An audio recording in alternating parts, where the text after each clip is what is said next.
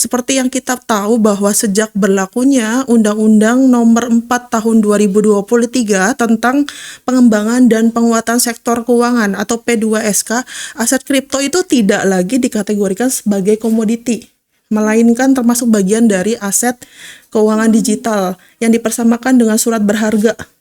Seperti itu.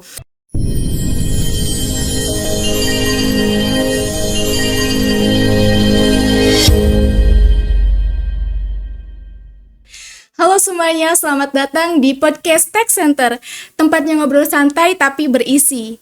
Di episode kali ini kita akan membahas terkait tema pajak digital dan ekonomi kripto. Ngomongin soal pajak nih, mungkin kesannya berat ya, tapi tenang, hari ini kita ngobrol santai aja dan bakal bikin fun. Oke, kita kedatangan narasumber hebat kita dari KPP Pratama Cirebon 1, Ibu Ati Rokaidir, SM, selaku tim penyuluh dari KPP Pratama Cirebon 1. Yuk langsung aja kita kenalan sama narasumber hebat kita. Halo Sobat Pajak, saya Atiro Haidir, bisa dipanggil Mbak atau Ibu Atiro. Saya dari KPP Pratama Cirebon 1, salah satu penyuluh dari 5 penyuluh yang ada di sana gitu. Saya diwakilkan untuk membahas terkait tema yang sangat menarik ya, yaitu tadi terkait kripto. Luar biasa sekali temanya. Semoga sobat pajak semua dimanapun bisa mendapatkan ilmu nanti yang akan kami diskusikan ya, lebih tepatnya. Oke, sebelum kita membahas nih Bu terkait kripto itu sendiri, gimana Bu kabarnya? Alhamdulillah baik. Oke. Perjalanan dari KPP ke UIN itu ada kendala atau gimana Bu? Atau lancar aja? Oke, kalau dari segi perjalanan karena UIN sendiri dekat sama kantor pajak Cirebon 1, jadi mungkin tidak ada kendala ya, tidak ada kendala. Saya juga datang bersama rekan saya, beliau salah satu pelaksana di KPP Pratama Cirebon 1 hadir juga di ruangan ini, tapi tadi sempat salah gedung ya. Gedungnya tuh yang satunya di gitu, PB, bukan gedung yang ini, dan ini pertama kalinya saya datang ke yang gedung yang di Jalan Kandang Perahu ya. Iya. Oke, ngomong-ngomong soal pajak nih Bu, Ibu kan sebagai tim penyuluh KPP Pratama Cirebon 1. Ya. Apa sih Bu alasan Ibu terjun langsung ke dunia pajak? Sementara itu kan banyak masyarakat yang berpandangan negatif tentang pajak gitu Bu. Oke, mungkin karena latar dari pendidikan saya tersendiri, saya dulu kuliahnya di Politeknik Keuangan Negara STAN. Saya dulu di sana sampai D3 pajak, itu lulus tahun 2017. Kemudian saya penempatan pertama di KPP Pratama Cirebon 1, KPP Pratama Padang 1. Selama kurang lebih 2 tahun 8 bulan, pindah ke Kanwil DJP Sumbar Jambi. Sekitar 6 bulanan, terus promosi. Nah, saya promosi ke KPP Pratama Cirebon 1 di tahun 2021 jadi fungsional asisten penyuluh pajak. Jadi sebenarnya di sana kan sebutannya tadi tim ya. Sebenarnya itu ada jabatan fungsional gitu, fungsional khusus buat penyuluh pajaknya. Dan di KPP Pratama Cirebon sendiri ada 5 orang, ada 5 penyuluh. Salah satunya saya. Oke, Bu. Oke, terkait pajak juga ya Bu, menurut Ibu nih Bu, sebagai tim penyuluh KPP Cirebon 1, kenapa sih penting untuk generasi muda, terutama Gen Z seperti kita ini tuh untuk memahami pajak, untuk sadar pajak gitu Bu? Oke, sangat penting sekali. Mungkin karena dari APBN sendiri kan ada pos pendapatan dan pengeluaran. Nah, pendapatan sendiri itu ada dari beberapa sektor gitu. Salah satunya sektor pajak. Sektor pajak ini sekitar 80% ya, menyumbang penerimaan negara gitu. Dan di Indonesia sendiri saya kurang lupa ya tax ratio itu berapa, tapi itu kisarannya masih rendah gitu. Kenapa kisarannya masih rendah? Karena masih banyak sekali yang free rider. Mereka tidak mengetahui bahwa pajak sangat penting sekali dalam membangun suatu negara gitu. Dan harusnya pajak itu sudah ditanamkan sejak dini, malahan mungkin sejak SD atau mungkin TK gitu, tapi dengan nggak yang terlalu berat gitu, mereka memperkenalkan pajak itu apa dan lain sebagainya. Karena itu pajak itu sekitar 80% yang penerimaan negara yang membangun negara ini, dan membangun negara ini kan ada pos-pos anggarannya juga nanti buat pendidikan sekitar 20%, terus buat infrastruktur dan lain sebagainya. Apalagi kan ini juga UIN kan ini ya negeri ya. Negeri. Ini kan juga dari APBN juga gitu. Dan APBN ya di pos pendapatannya itu paling besar dari pajak gitu. Makanya generasi muda itu ya harus sadar pajak karena memang pajak ini yang membangun negeri. Kalau tidak ada pajak itu semua pos-pos pembiayaan itu dari mana gitu. Ya, betul. Karena kalau misalkan kan pendapatan kan ada yang dari pajak, dari penerimaan negara bukan pajak, ada dana hibah juga dan itu sebenarnya proporsinya tuh kecil gitu dibandingkan pajak. Berarti sangat penting ya Bu, generasi Z itu memahami Betul. terkait pajak karena pajak itu sendiri tuh apa ya? Jadi kayak bisa membangun suatu negara karena 80% Ya. penerimaan dari Pajak. pajak ya kan Betul. Bu?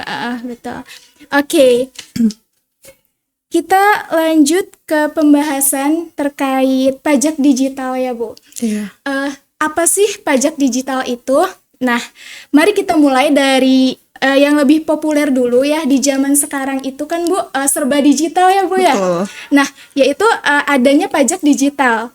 Secara sederhana nih Bu, apa sih yang dimaksud dengan pajak digital itu sendiri? Dan apa sih tujuan utama pemerintah menerapkannya di Indonesia Bu? Oke, kalau pajak digital sendiri kan seperti yang kita tahu ya, sekarang zamannya digitalisasi semuanya gitu, termasuk aset-aset yang nanti akan kita bahas nanti terkait kripto gitu. Mungkin kita lebih mengkerucut ke kriptonya saja gitu. Oke. Mungkin langsung aja ke pertanyaan yang kriptonya. Oke, boleh. Sebentar. Oke, lanjut aja ya, kita beralih ke pembahasan kripto.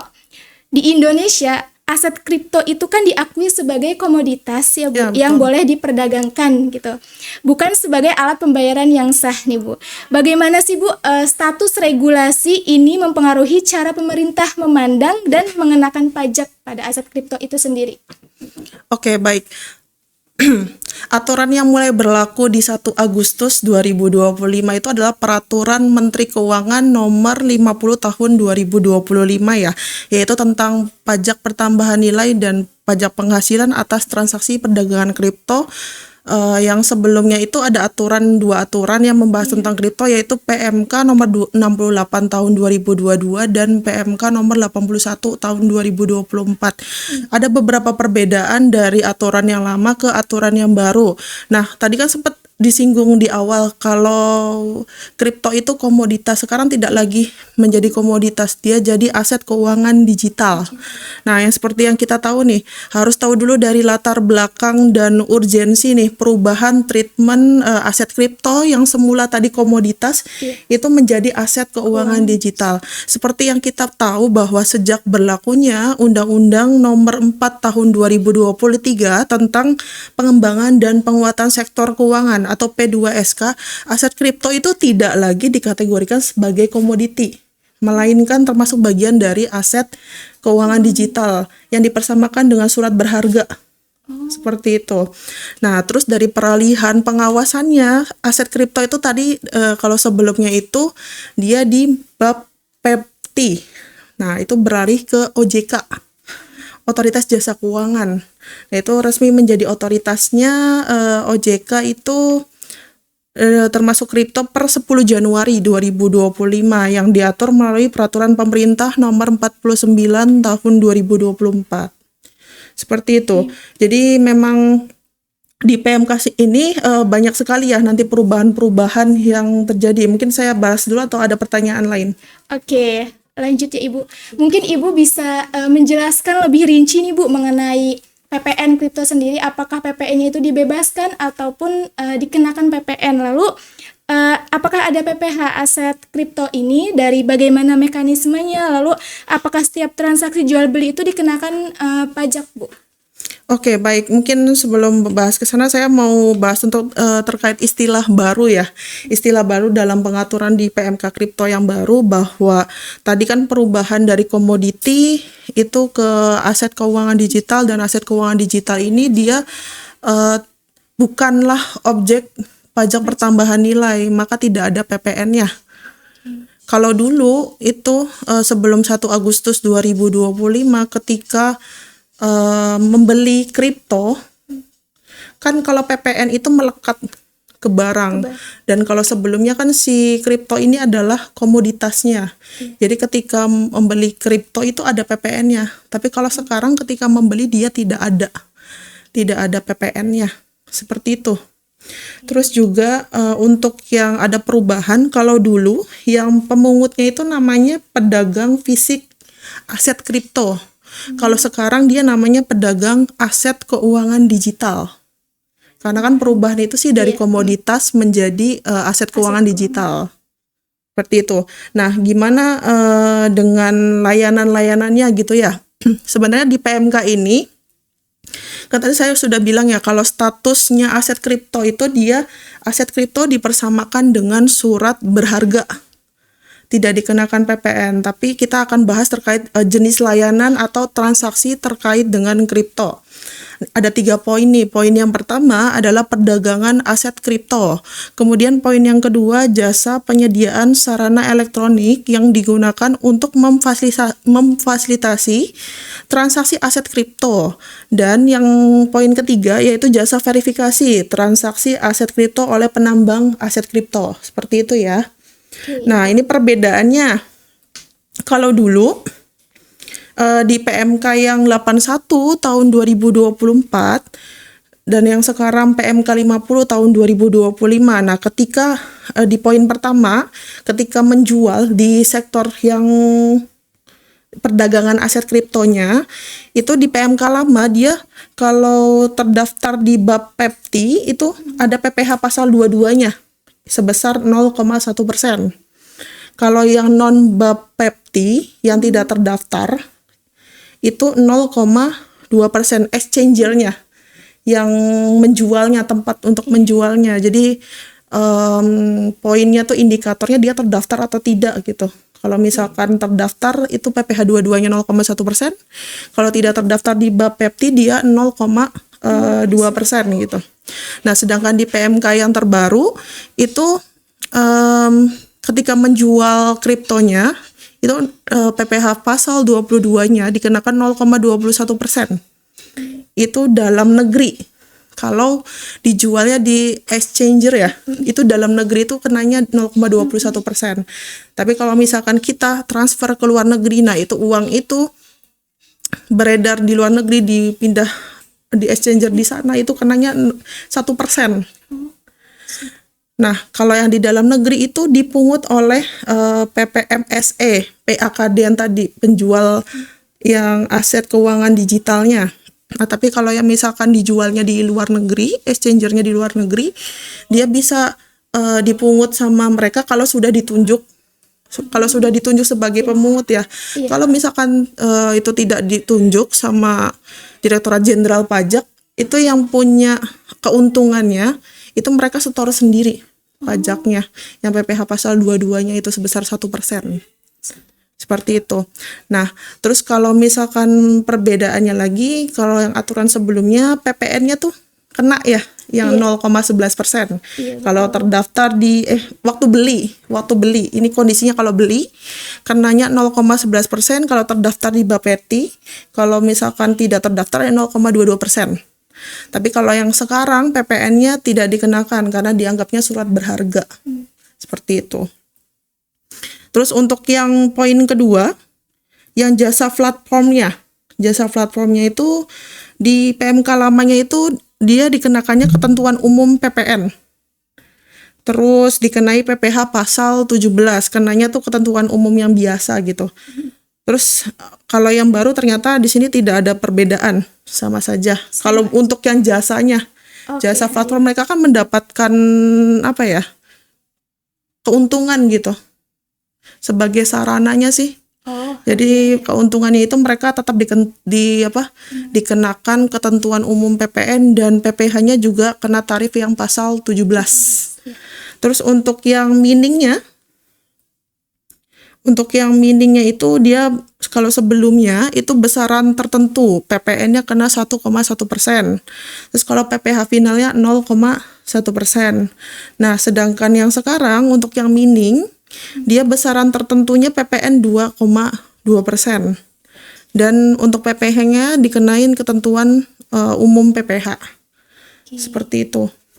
Oke, sobat pajak, seperti yang tadi sudah dijelaskan sama Ibu ya, bahwasanya aset kripto ini tuh tidak dikenakan PPN, tapi sebelumnya itu dikenakan PPN ya Ibu. Betul. Karena sebagai komoditas ya Bu ya. Komoditas, karena melekat kepada barang itu sendiri dulu Iya. disebutnya komoditas, makanya dia kena gitu. Oke.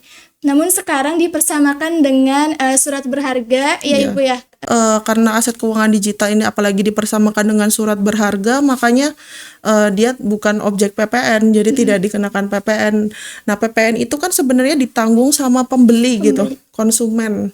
Nah, ketika beli itu ya tidak ada PPN-nya gitu. Nanti ketika jual saja itu tadi kenanya yang PPh pasal 22. Betul. Oke, Ibu. Oke. Mungkin itu penjelasan terkait aset kripto dari Ibu Atiro Khaidir selaku tim penyuluh KPP Pratama Cirebon 1 ya. Nah, di sini tuh Bu, bagaimana sih Bu mekanismenya yang tadi, apakah setiap transaksi jual belinya tuh dikenain pajak? Transaksi jual belinya. Iya. Oke, mungkin poin penting di yang jual beli, ketika posisinya kita menjual itu kenanya PPh pasal 22 yang final. Oke. Kalau dia dijualnya di dalam negeri, di exchange dalam negeri itu kenanya lebih kecil, 0,2%, 0,21%. Tapi kalau misalkan jualnya di exchange luar negeri itu kenanya PPh pasal 22-nya 1%. Itu bisa setor sendiri atau bisa dipungut juga sama pihak yang dari luar kalau itu sudah ditunjuk sama Direktorat Jenderal Pajak. Itu terkait PPh pasal 22-nya, tapi kalau misalkan ketika beli itu tidak ada PPN-nya. Mekanismenya seperti itu. Iya. Ini pembahasan kripto kali ini seru banget ya. Betul.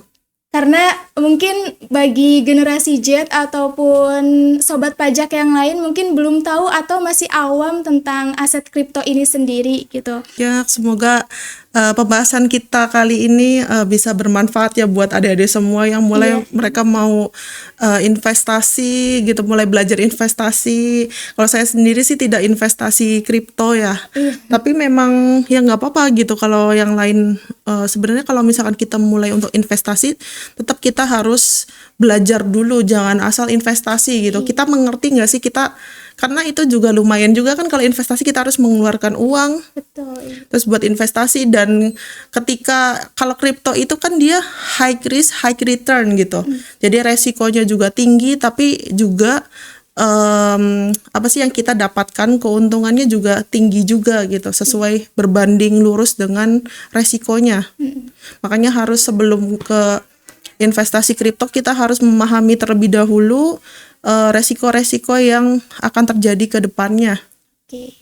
Oke, begitu sobat pajak. Jadi kita tuh jangan terlalu ikut FOMO-FOMOan ya. Betul. Terkait investasi, apalagi karena investasi itu hal yang sensitif, harus diselidiki, harus diriset terlebih dahulu gitu.